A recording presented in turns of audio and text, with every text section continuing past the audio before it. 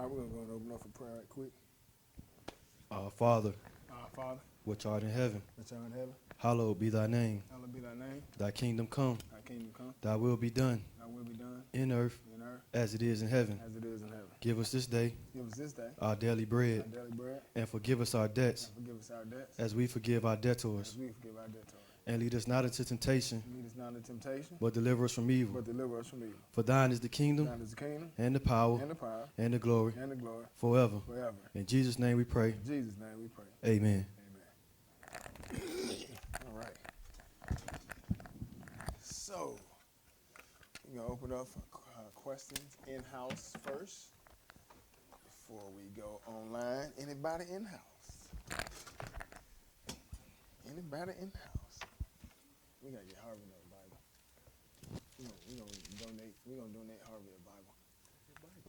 A big one. Huh? You waiting? When your birthday? July. Okay, my question comes out of Mark chapter 14, verse 9. He always specifies that the woman who broke the alabaster box over his head, that will be given a memorial also when the gospel is told all around the world. And I want to know, is this a specific thing that we know when it get preached around the world and they tell this? This will be the part where you know that this gonna be the part where it's explained, and then this is gonna be like our key to know. Okay, it's been preached all around the world, from them stating that specific about it being a memorial told of her doing it. All right, you said Mark 14:9? Yep. All right, so let's go read that.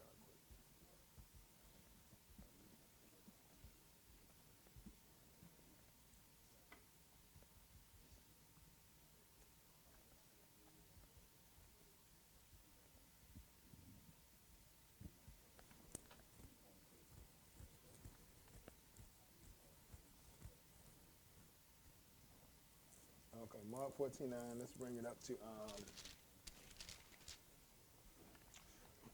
all right, read verse 9 first. Verily I say unto you, wheresoever this gospel shall be preached throughout the whole world, this also that she hath done shall be spoken of me for a memorial of her. And Judas Iscariot, Okay, so bring it back up now. So now let's come up to verse 3. and being in Bethany, in the house of Simon the leper, as he sat at meat, there came a woman having an alabaster box of ointment of spikenard, very precious. And she brake the box and poured it on his head.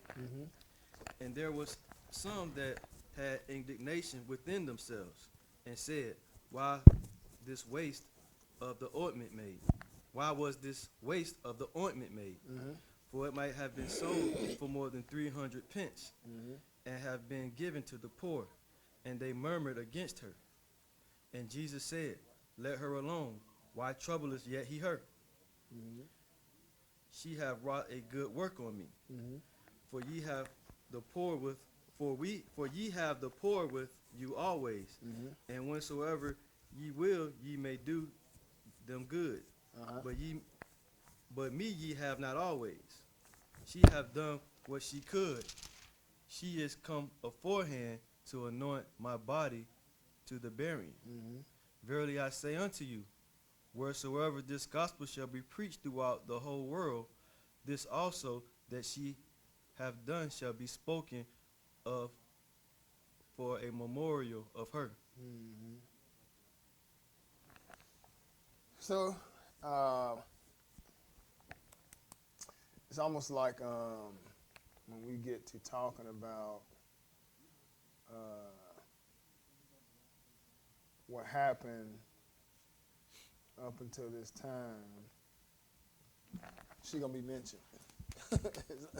Like you just mentioned it. You know that, right? You know what I'm saying? But I think it's taking me more to Abel. Like, let's go look at Hebrews.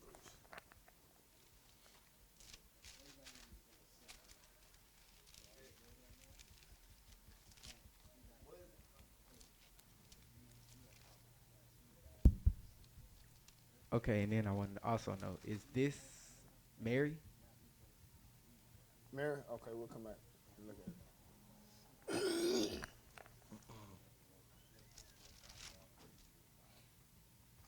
All right, so Hebrews 11 and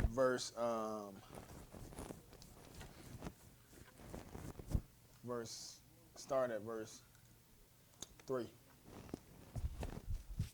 Through faith we understand that the worlds were framed by the word of God, so that things which are seen were not made of things which do appear. By faith Abel offered unto God a more excellent sacrifice than Cain, by which he obtained witness that he was righteous, God testifying of his gifts, by it he being dead yet speaketh. Right, but Abel dead though, ain't he? But even down to this day, we still talk about what happened with Cain and Abel. Abel was righteous, wasn't he? He, in a sense, he gave God his best. But Abel dead. But that's still speaking, ain't it? And that's why I say when I see that lady, it kind of puts me in the mind of that. You know, like every time we mention, like you talk about the poor, we talk about like the Lord say he had the poor with her, you know, and she, you know, she wasn't really concerned about, you know, what took place with the money and all that type of stuff. She was more so concerned about, you know, doing a good deed for Jesus before he died, which was anointing his body, right? So, but I noticed that when we talk about the poor, you know what I'm saying? Matter of fact, I'm just giving you examples based on how I understand. I could be off, but that's why I threw that Hebrews in there, you know what I'm saying? Because he dead, but we still talk about his good deed or what he did, you know, just like with his sister here. She dead, but preaching the gospel, dealing with the word, she coming up in the conversation. Just like now, you just came up out of nowhere. You know what I'm saying? Not nowhere, but I'm just saying, like, she don't know we talking about her years, thousands of years down the line. You get what I'm saying? And but that's what's going on. But in the case of like, you know, we talk about serving God, doing what God tell us to do, and some people were trying to say, well, you know, what about the poor? You know, can we go help them out on the Sabbath? And a lot of times we say, look, man, the poor gonna always be with us, but we need to obey God and do what He say. But that come from like that's like in that realm of the gospel, because He said, look, for you have the poor with you always, and whensoever ye will, ye may do them good, but me ye have not always. She have done what she could. She has come aforehand to anoint my body to the burying. Verily I say unto you, whatsoever this gospel shall be preached throughout the whole world, this also that she have done. So her, you know, knowing his body and stuff, that's going to be talked about as well. You see what I'm saying? So, but she ain't even here, we still talking about that. You know what I'm saying? But that's how I see it. You know, that's the only thing I see right there. Now, let's see here. As far as it being Mary,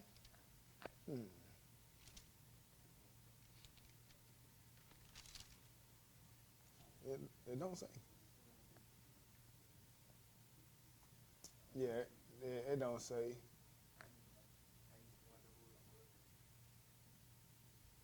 All right, okay, now see, certain man was sick named Lazarus at the town of Mary, and it was that Mary that anointed the Lord with ointment and wiped his feet with her hair, whose brother Lazarus was sick. Oh yeah, so this is yeah, Mary did it a different situation though. The other woman did it. Anointing him because right before he was about to die. The one I'm reading out about in John 11. John 11 and verse 1. John 11, verse 1, read that for me. Now a certain man was sick named Lazarus of Bethany,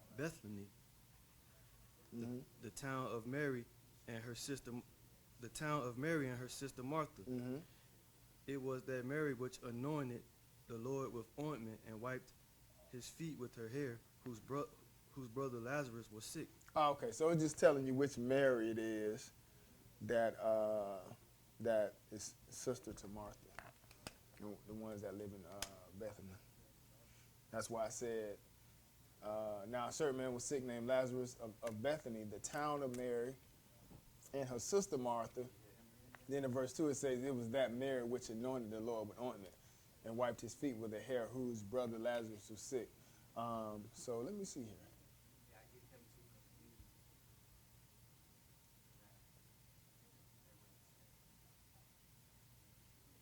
Let me see if this is it, though.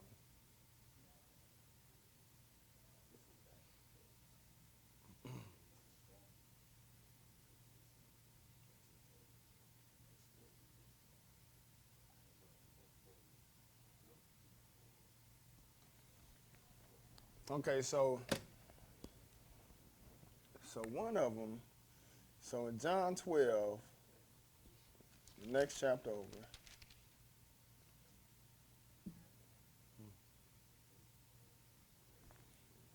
okay, she anointed the feet of Jesus and wiped his feet with her hair.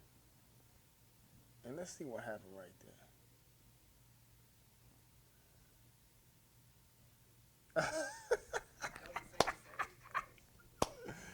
That's her, dog. Yeah. Yeah, that's her, man. Ooh, that sounds good to read, ain't it? Huh? Yeah, that's it. Cause let's read it. Let's read it. John 12, verse 1. Wow, that's amazing, man. That's you know what though? I learned. We just be patient. Just be patient and just take your time and go through it. You know what I'm saying? Lord answer it. Yeah, fine. Yeah, just be patient. Because when I saw the second witness, it had said the woman, it didn't say her name. So it kind of led me to believe it wasn't her but that's why it's so good for all the gospels. Because all of them may not go in depth. You may have that one gospel may actually tell you the name. You know what I'm saying? Just like with that question they was asking Jesus about when he was talking about destroying the temple. I was talking to a brother a few weeks ago, and this is something I can use to prove what I was saying to him.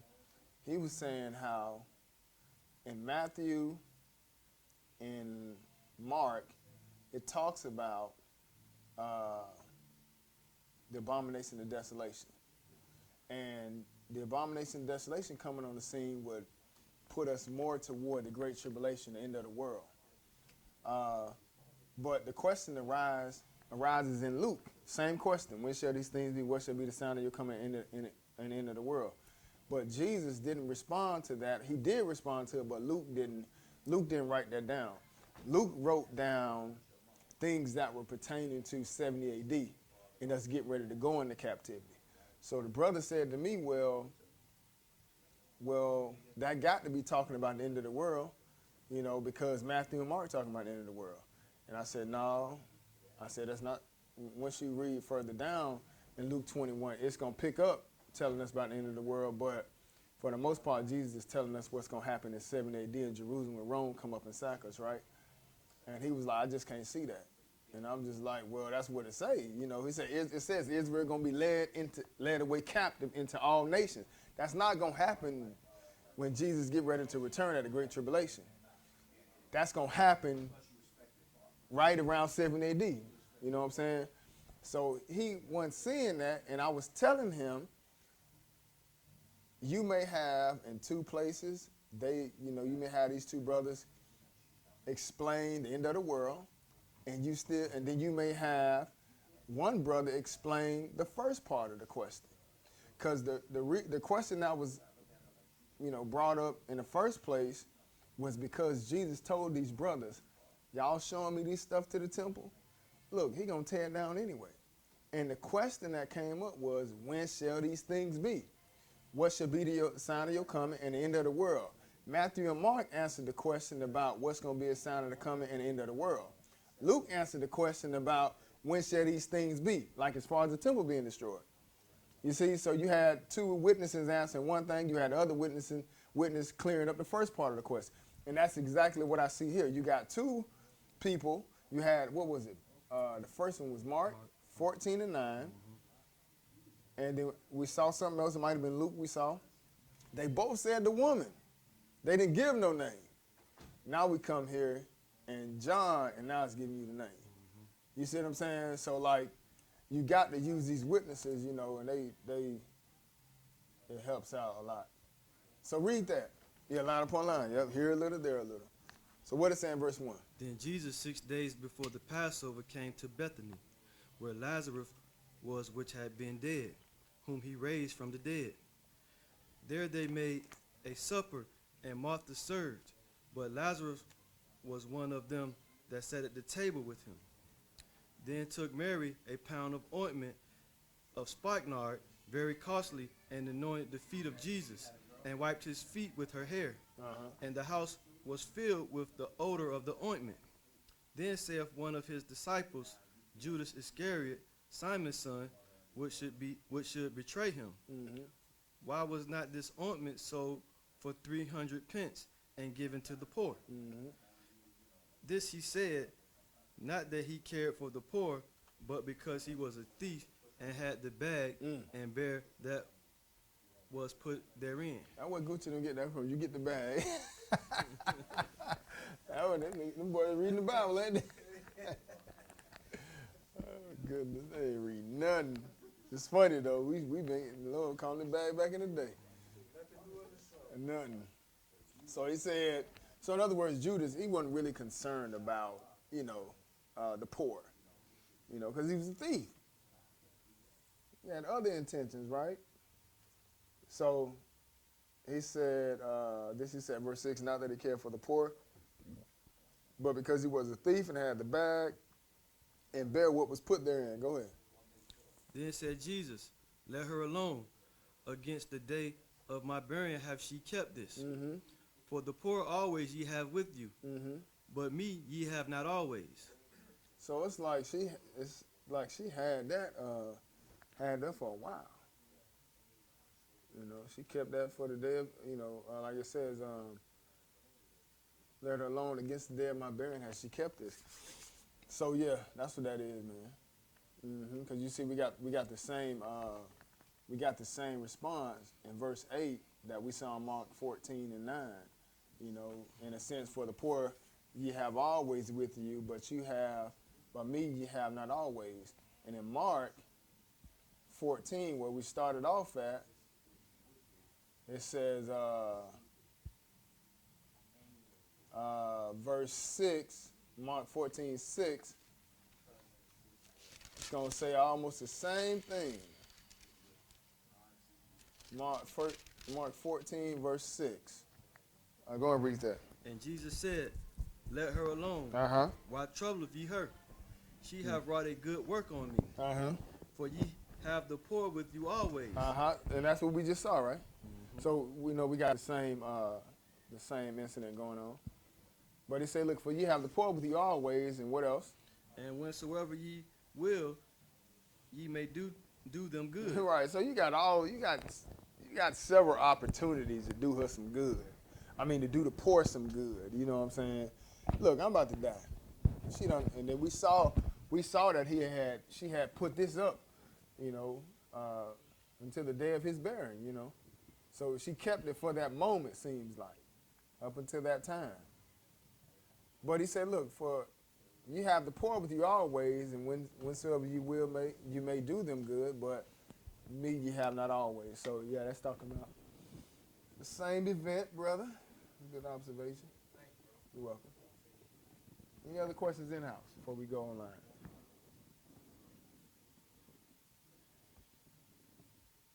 Nothing in-house?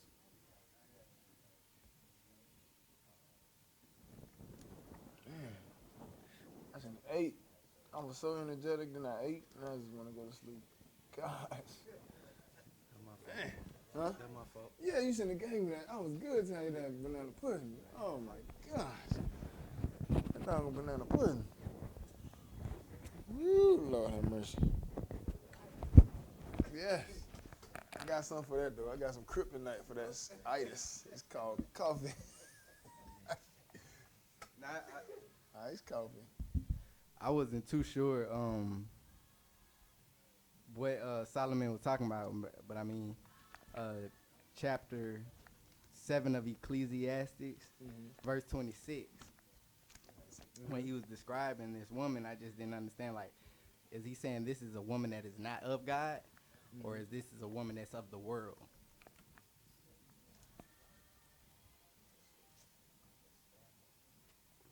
I ain't know. Okay, that's a good question. So let's read that verse aloud right quick. Ecclesiastes 7, verse 26. Ecclesiastes 7, verse 26.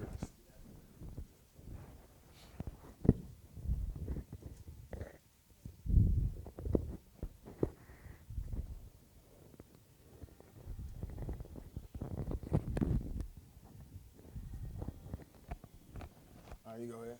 And I find more bitter than death the woman whose heart is snares and nests, and her hands and bands, who pleaseth God shall escape from her.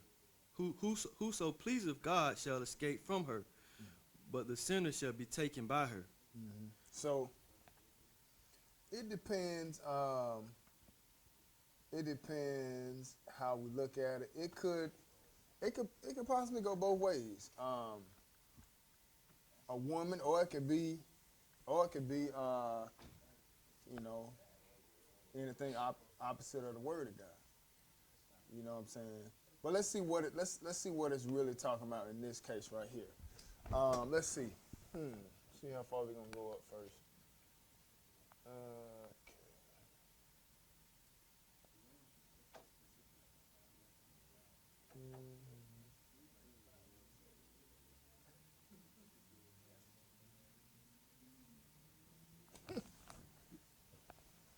Oh man.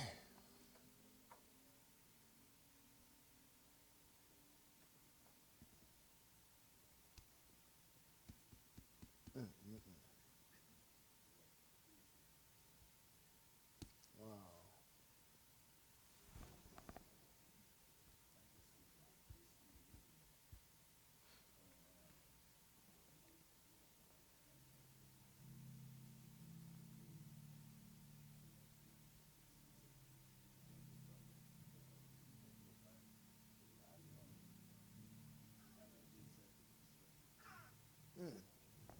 That's a really good one. I'm trying to figure out how to post that.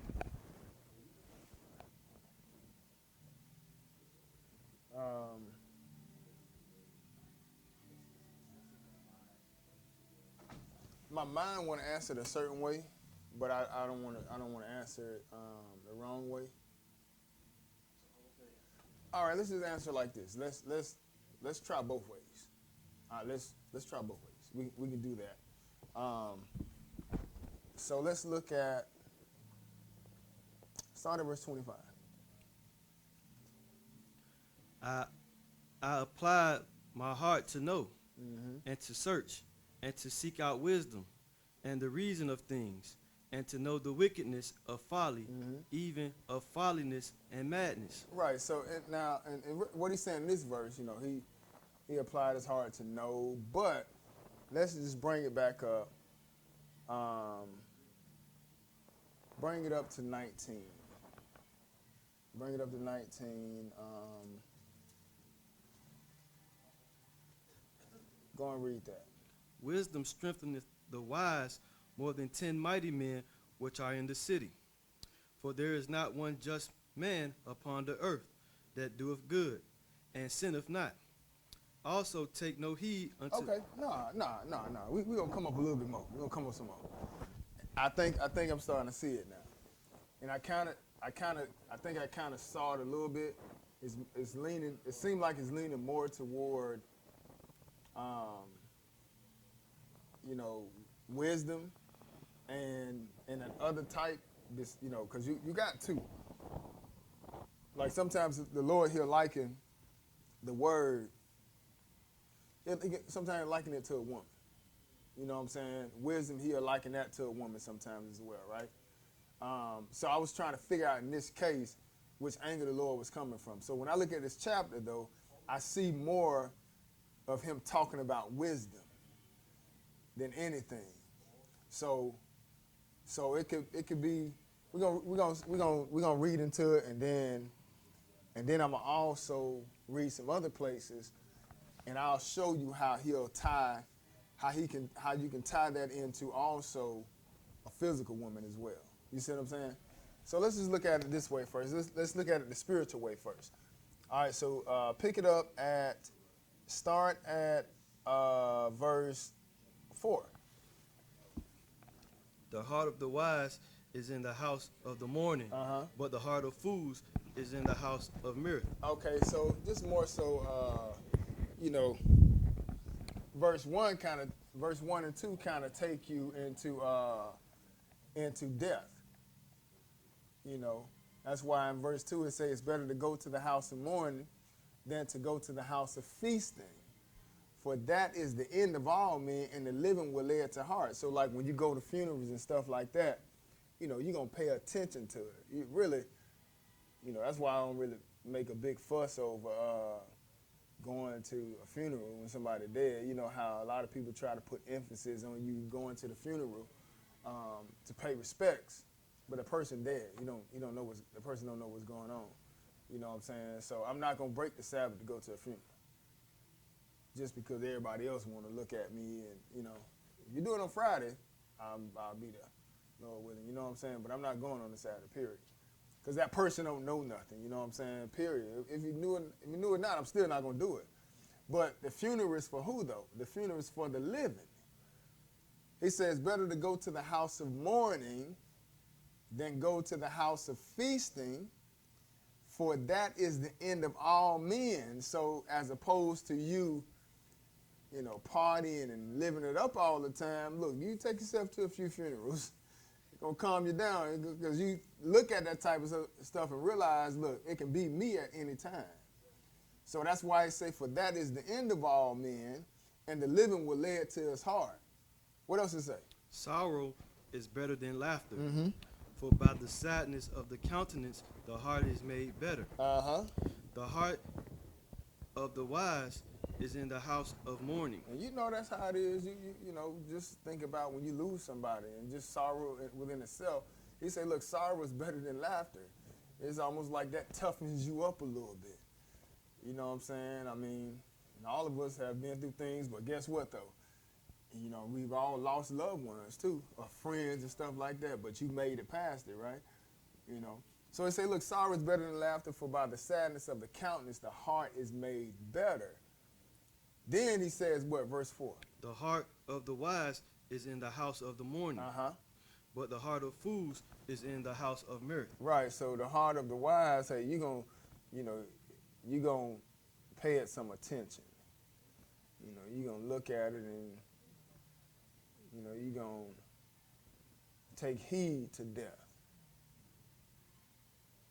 As opposed to the fool, you're not gonna do it. It's just, hey, you kind of look at it like live and die. It is what it is. You know what I'm saying? That's how, and they keep on living. But the heart of the wise is, you know, like it says here, the heart of the wise is in the house of the mourning. You know, he pays attention to that. What else to say?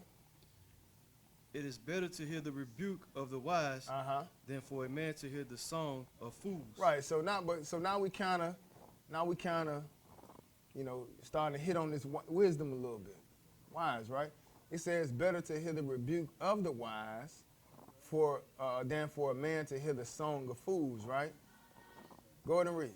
For the crackling of thorns under a pot, so is the laughter of the fool. This also is vanity. Look at that, though. It's almost like Like you cooking something under, and you can hear it under a pot, especially if I kind of think about when I hear that, I kind of think about like when the water started to kind of evaporate a little bit, and you hit, you know what I'm saying? It kind of still be cooking, and it's about to burn that pot. But that's just all I think of when I hear that. He said, "For as the crackling of thorns under a pot," or how they will put it together to make a fire. You know what I'm saying? Because it says crackling of thorns, right? So that's probably how they would put it together to build a fire. So for the as the crackling of thorns under a pot. Oh yeah, that makes sense. That's almost like you know, when you can cook something outside and you build it on the fire, and you know, as soon as you light it, you hear that crackling and stuff from those sticks and stuff like that. So it say, "For as the crackling of thorns under a pot, so is the laughter of the fool." Wow. "This also is vanity." Wow, keep reading. Surely oppression maketh a wise man mad, but a gift destroyeth the heart. That's right. And we know that to be the case nowadays. That's why, you know, and even in our case, you know, that's why we have a lot of people who kind of deal with our oppression the way they do, because they're upset. You know, so first thing we do is come out and want to snap on the white man because of our condition. But it tells you that surely oppression make a wise man mad, right? You know, because when you know where a lot of your oppression is coming from, you know, you want to direct that anger in a certain direction, you know. Not saying that's good, though. But it say, look, surely oppression make a wise man mad. Who likes being oppressed? Go ahead and read. What else? And a gift destroyeth the heart. But on the other hand, he's saying a gift destroy the heart. So you could take some money and you could pay preachers off and they won't tell you the truth. You know what I'm saying? You can get them a gift. You can get them some money to say exactly what you want them to say. You know? And that's what kind of was going on with Samuel's sons. They was taking bribery and taking money from the people. And they was like, look, man, come on, Samuel, you can't put your sons up there. They crooked. You know what I'm saying? But that's what ended up happening. You look, it'll destroy the heart. You know, you want to do right, but you want to tell the truth and all. You want to tell people what's right, but look, that money just seemed too good, or those gifts just seemed too good. You know, like I hear Creflo talking about, you know, I didn't buy that Rolls Royce, that was a gift. Exactly. And it destroys your heart. You ain't going to tell the people the truth, so you can keep getting more gifts. What else it say? Verse 8. Better is the end of a thing than the beginning thereof. And the patient in spirit is better than the proud in spirit. So that should be kind of easy. But he say better is the end of a thing than the beginning thereof. Sometimes it may look like, you know, you may not understand why things are happening the way they happen. That's why we like to say trust the process. Just kind of let the Lord do what he's going to do. And it may turn out completely different than how you expected it. So he said, look, better is the end of a thing than the beginning thereof. And the patient in spirit is better than the proud in spirit, right? Keep reading. Be not hasty in thy spirit to be angry, for anger resteth in the bosom of fools. What is saying, verse 11? Wisdom is good with an inheritance, and by it there is profit to them that see the sun. For wisdom is a defense, and money is a defense. But the excellency of knowledge is that wisdom giveth life to them that have it. You say wisdom is good with inheritance, ain't it? Right. You got an inheritance, but you got some wisdom. And by it there is profit to them that see the sun. For wisdom is a defense, and money is a defense. So, because now he's putting them both together, right? You know, it's almost like now in this verse he put inheritance and wisdom together. By seeing